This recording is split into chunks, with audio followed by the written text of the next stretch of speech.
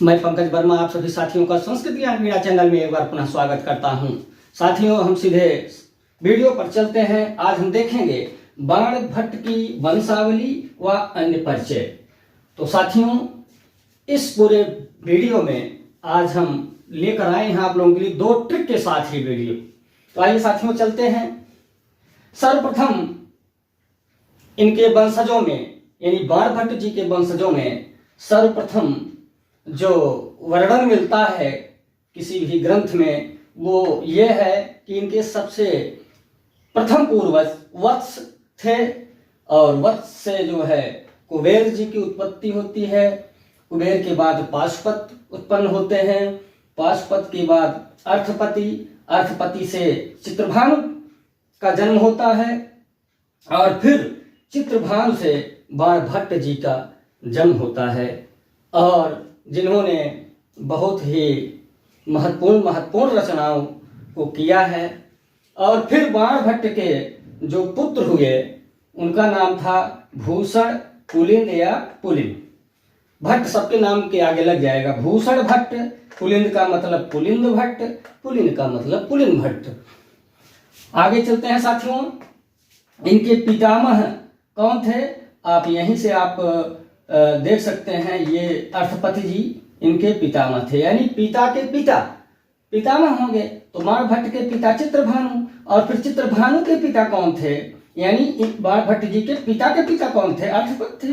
तो यहाँ पर पितामह कौन हो गए? अर्थपति जी हो गए। और फिर हम देखते हैं कि बाणभट्ट जी का समय क्या था, किस समय में थे वो, और उनका निवास स्थान कहाँ था जिस समय वो थे। समय इनका क्या था? 7वीं शताब्दी ईसा का पूर्वार्ध या 7वीं शताब्दी ईस्वी का पूर्वार्ध।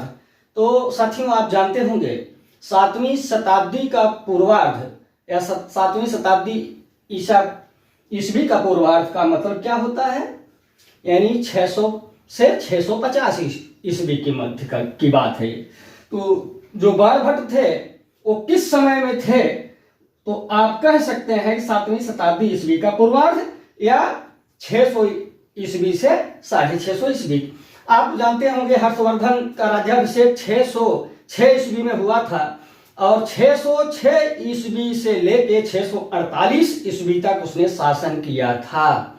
और ह्वेनसांग एक प्रसिद्ध यात्री हर्षवर्धन के कार्यकाल में ही, हर्षवर्धन के समय में ही 629 ईस्वी में भारत की यात्रा किया था और 629 से 645 ईस्वी तक वो हर्षवर्धन के शासनकाल में उनके सानिध्य में रहा।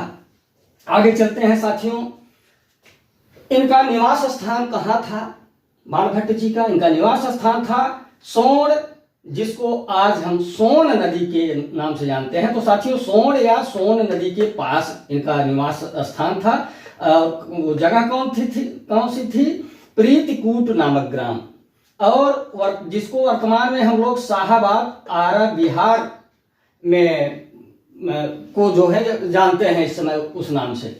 तो आगे चलते हैं। इनके बाणभट्ट जी की माता और इनके पिता कौन थे? इनकी माता का नाम था राजदेवी और इनके पिता का नाम था चित्रभानु। आप पिता का नाम यहाँ भी देख सकते हैं वंश वृक्ष में भी। तो इनकी माता का क्या नाम था बाणभट्ट जी की? राजदेवी। पिता चित्रभानु थे। और जो राजदेवी थी इनकी माता जी, वो कौन थी? एक प्रसिद्ध कवि हुए हैं मयूर भट्ट जी। तो मयूर भट्ट जी की बहन थी राजदेवी, जिनसे जो है चित्रभानु जी का विवाह हुआ था। आगे चलते हैं।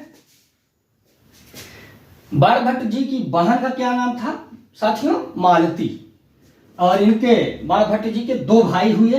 इनके दो भाई थे, चित्रसेन और मित्रसेन। और ये इनका वंश क्या था? वंश या गोत्र। वंश इनका वत्स वंश था और गोत्र था वात्स्यायन गोत्र। साथियों, आगे चलते हैं। ये किसके उपासक थे? किसकी पूजा करते थे? किस देव में विश्वास रखते थे? शिव में विश्वास रखते थे और शिवोपासक थे, शैव थे, शिव जी की उपासना करने वाले थे। और इनकी रीति, इनकी जो रचनाएं हैं उसमें इन्होंने किस रीति का जो है अवलंबन लिया है, किन रीतियों का प्रयोग किया है। तो साथियों, बहुत ही प्रसिद्ध रीति जो कि महाभारत नामक ग्रंथ में भी जो है पांचाली रीति का प्रयोग किया है वेदव्यास जी ने, और उसी रीति का सहारा, उसी रीति का प्रयोग जो है हमारे महाकवि बाण भट्ट जी भी अपनी रचनाओं में किया है। क्या नाम है उसका सर? उस रीति का पांचाली रीति। तो आप देख रहे होंगे मित्रों, और इस तरह से आप जो एक चीज आपको बताना हम भूल गए थे, आप इसको ध्यान देंगे। ये जो इनका वंश वृक्ष है, इसका मैंने ट्रिक एक बनाया है, वाकुपा अचिबा। प्रथम अक्षर को लेकर मैंने ट्रिक बना दिया है। वाकुपा में जो वा है, वा का मतलब वत्स, पू का मतलब कुबेर, और पा का मतलब पाशुपत, और फिर अचिबा। फिर उसके बाद कौन हुए?